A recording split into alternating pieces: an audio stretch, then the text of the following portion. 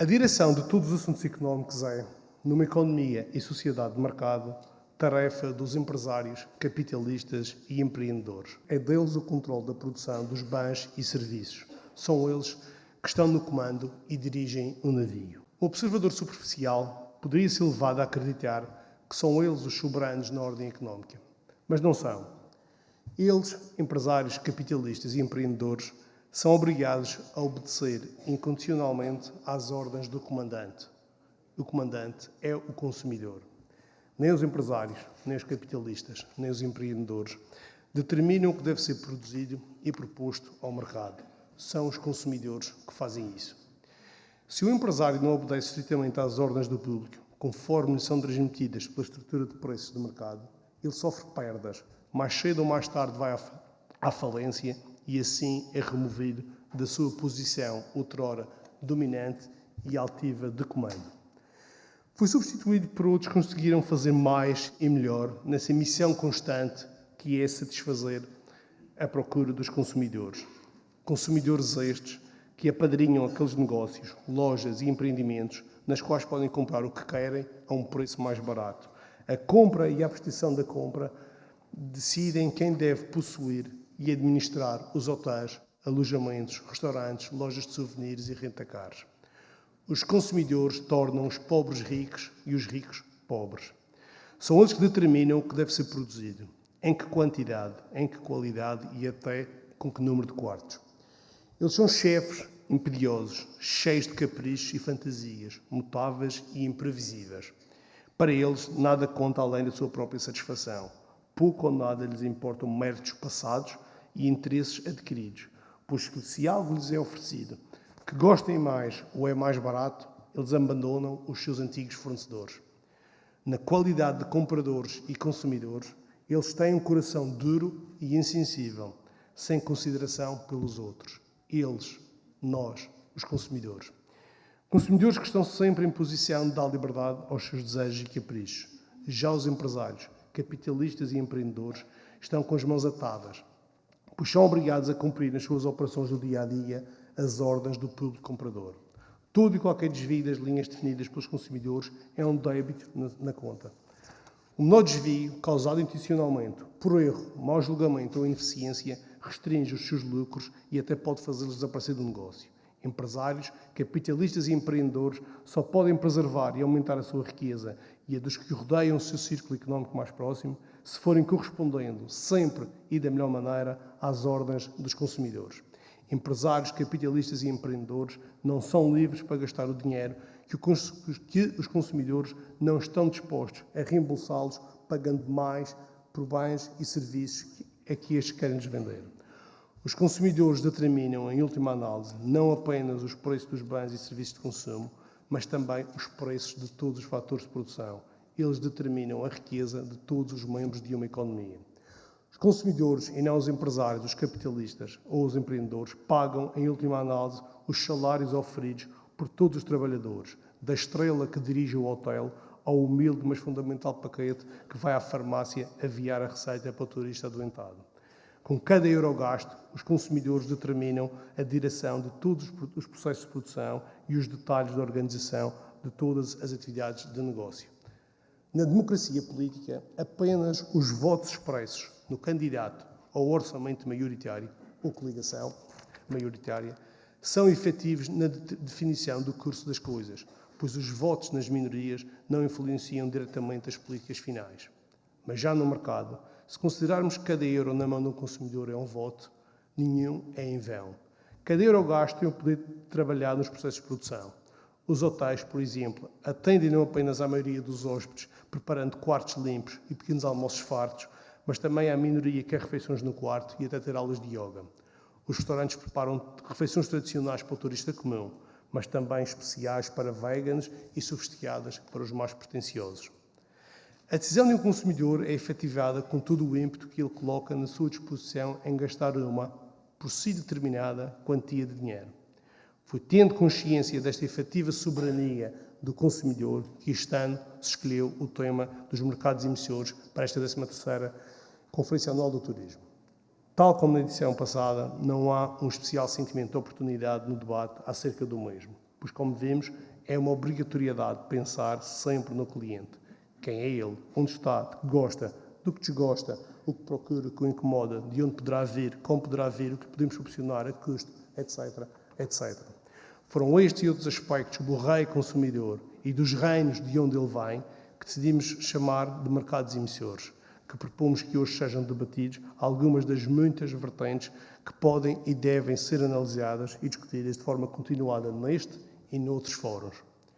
Tivemos a felicidade de, uma vez mais, poder reunir numa Conferência Anual do Turismo um leque de pessoas e profissionais de referência, conhecedores e vividas em muitos dos aspectos que acreditamos valer a pena aqui debater, bem como as que nos vão conseguir extrair ainda mais conhecimento para o nosso benefício comum. Dito isto, e dado o momento, não poderíamos deixar de salientar que, para nós, há um constatar que estamos em fim de ciclo e a assistir a uma viragem da tendência económica internacional, que, devido à nossa pequena dimensão e ultra-periferia insular, pode alavancar o tamanho dos nossos problemas e desafios. Quando e com que intensidade nos afetará, nenhum economista consciente se atreve a vaticinar, deixando também a proeza a cargo de astrólogos e tecnocratas. Mas rapidamente enumero as principais causas dessas mais que suspeitam a inversão da economia global, cujos sintomas começam a se sentir em quase todos os pontos do planeta. Os 120 meses de crescimento económico consecutivos, recorde histórico, vivenciados atualmente pelos Estados Unidos, que estão naturalmente, e como tudo na vida, perto do fim. O acentuar da escalada da guerra comercial Estados Unidos-China, que com muitas consequências garantidas serão o abrandamento dos níveis de consumo na maior economia do mundo e do investimento na segunda. O impacto imediato na exportadora economia alemã, principal motor da restante economia europeia, já em recessão. As incertezas quanto ao resultado final e reais impactos do Brexit. O cada vez menor impacto real das constantes medidas de relaxamento quantitativo monetário, o que popularmente chamado impressão massiva de dinheiro de todos os principais bancos centrais do planeta. A excessiva capacidade de oferta global de infraestruturas, de bens e serviços, gerada por mais de uma década de juros praticamente nulos por todo o mundo e consequente impossibilidade de todos terem utilidade e viabilidade, mas que terão de ser pagos por quem os gerou ou pelos outros, nós, como bem sabemos.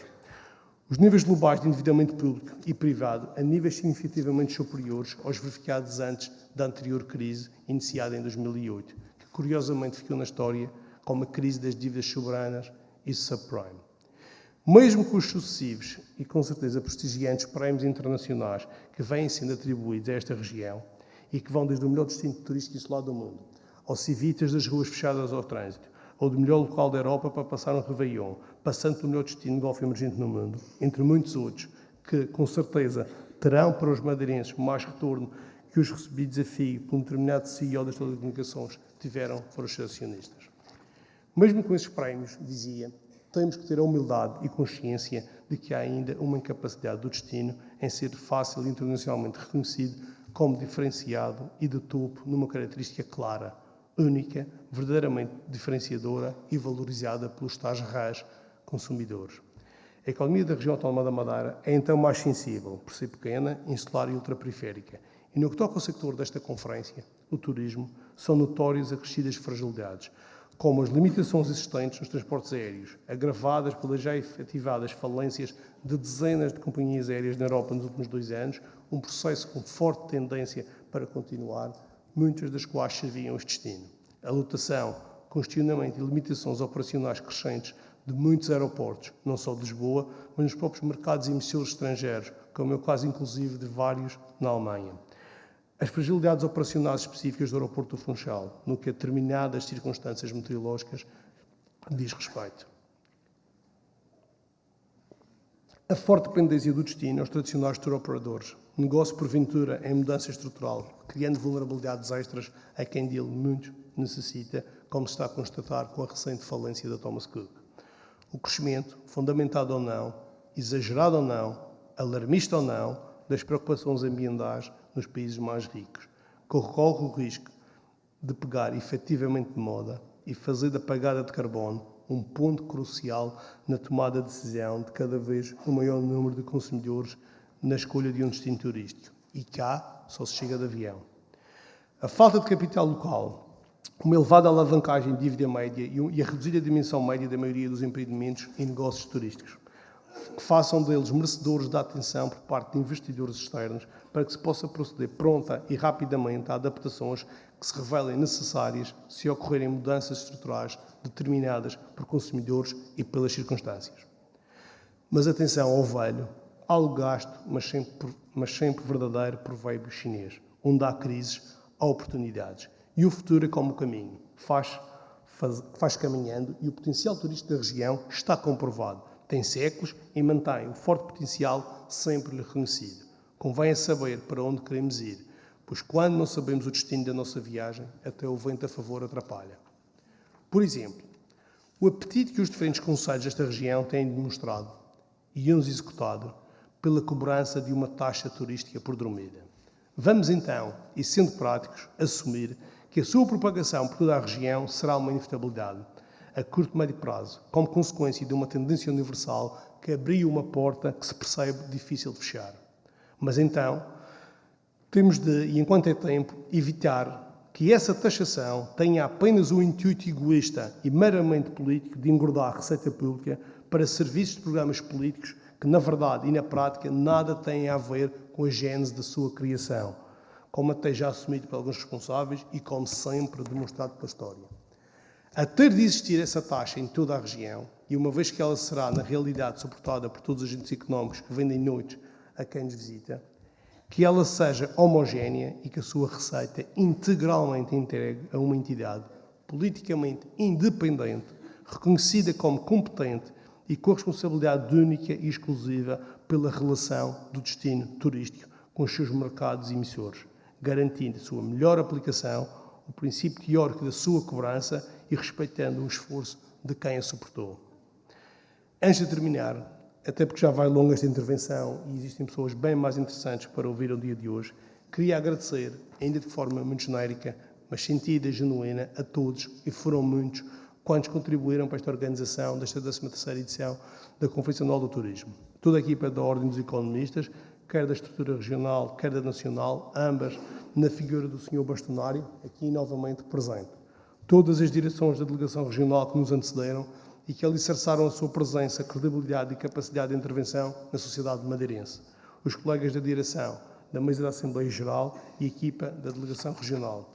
Todos os patrocinadores, os senhores oradores e moderadores, os fornecedores, os órgãos de comunicação social que decidiram cobrir e divulgar este evento e os seus conteúdos. Os colegas membros e vós, conferencistas, para quem é orientada esta organização, juntamente com toda a comunidade, que poderá usufruir livremente das conclusões e recomendações que daqui resultarem e que oportunamente constarão no site da Ordem. Desejo-vos uma frutífera conferência. Obrigado a todos.